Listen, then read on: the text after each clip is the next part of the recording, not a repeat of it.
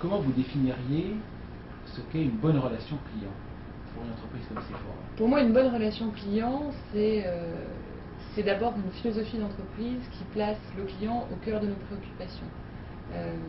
Chez Sephora, on dit souvent qu'on est des obsédés du client, c'est quand même assez fort. Une estimation de la valeur d'un client, c'est quoi pour vous chez Coca-Cola? La valeur d'un client, elle est inestimable.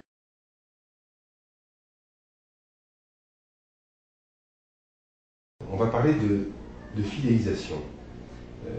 Aujourd'hui, la fidélisation est un point central évoqué par tous les services clients et les entreprises.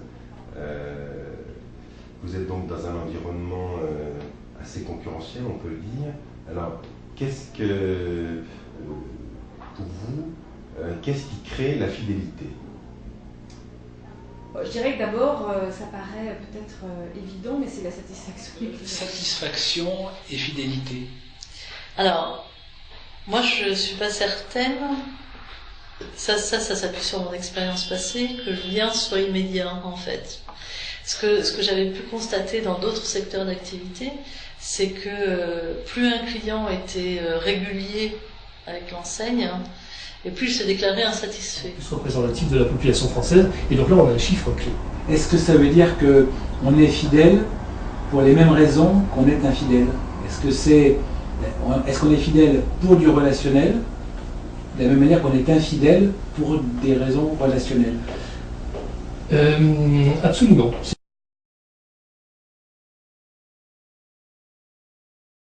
L'enjeu sur notre métier à nous, c'est de partir du constat que le client final a plusieurs moyens de contacter l'entreprise. On ne doit pas le cantonner aux moyens qui arrangent plus l'entreprise.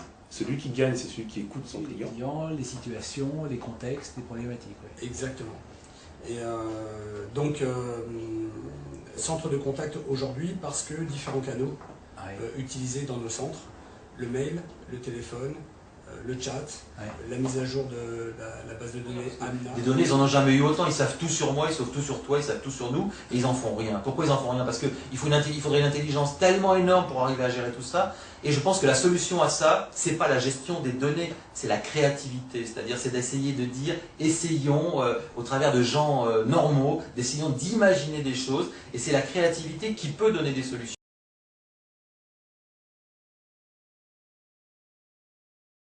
Des usages qui sont apparus, que les clients utilisent de plus en plus et que les entreprises, au mieux, commencent à intégrer dans leur process, au pire, ignorent.